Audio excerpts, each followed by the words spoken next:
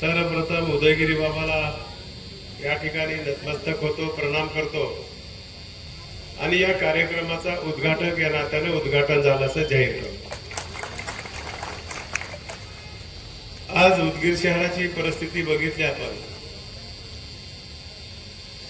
सगळ्या क्षेत्रामध्ये उदगीरने आघाडी घेतलेली आहे।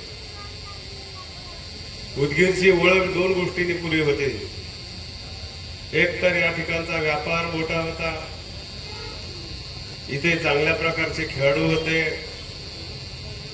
आणि शिक्षण क्षेत्रामध्ये एक चांगल्या प्रकारचं वातावरण या शहरामध्ये निर्माण झालेलं होतं। अतिशय संस्कृती प्रिय हे शहर म्हणून आपण याच्याकडे बघितलं जातं। उदगीरची खूप मोठी वाढ झपाट्याने झालेली आहे, व्यापारामध्ये झालेली आहे, शिक्षणामध्ये झालेली आहे, आरोग्याच्या क्षेत्रामध्ये झालेली आहे आणि म्हणून आता इथे एक डॉक्टर आम्हाला पुरणार नाही। सुरुवातीच्या काळामध्ये मोरे साहेबांनी खूप चांगलं काम केलं, पुन्हा या उदगीरची ओळख तानाजी मोरे साहेबांनी करून दिली लायन्स क्लबच्या माध्यमातून। पण आता एवढं भरमसाठ उदगीर वाढलंय, कितीही डॉक्टर झाले तर आपल्याला पेशंट कमी पडणार नाही। त्यांचे पिताश्री गोंदाजी पाटील आणि त्यांच्या परिवाराने या लोकांवर प्रेम केलेलं आहे। तसं बघितलं तर हॉस्पिटलला एवढे लोक येत नाहीत, तर डॉक्टर साहेब तुमच्या पिताजीची पुण्य आणि तुमचं मेहनत एवढे लोक आले, हे काही माझ्यासाठी आले नाहीत, तुमच्या हॉस्पिटलसाठी आले। मी काय इथला रोजच आहे,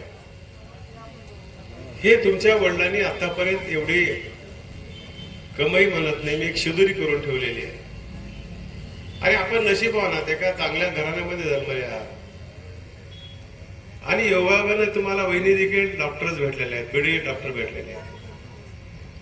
मग आता समाजाचं आपल्याला काही याच्या माध्यमातून भलं करता येते का, तो प्रयत्न घेऊन या ठिकाणी डॉक्टर सुदाम साहेब प्रयत्न करणार आहे। कोटीचं तिचं एक्सपर्ट होती, सेम उसासारखीच फॅक्टरी, त्या फॅक्टरीत आम्ही 3 तास होतो, आम्हाला एकदाही सुगंध वास आला नाही।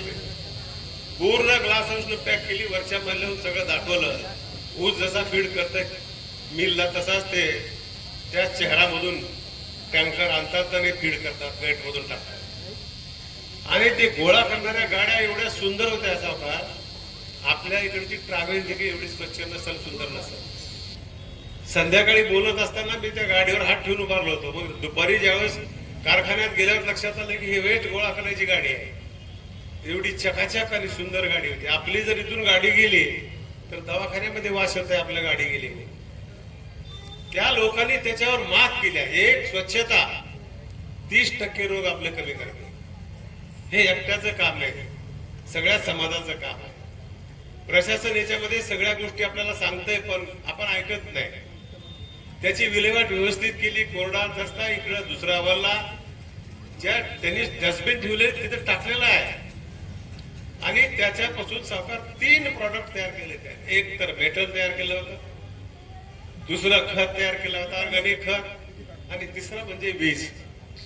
तसं आपण नशिबान आहोत, आपल्याला सूर्यप्रकाश खूप भेटतोय, पण तिथं सूर्यप्रकाश भेटत नाही, त्याला पर्याय दुसरा नाही।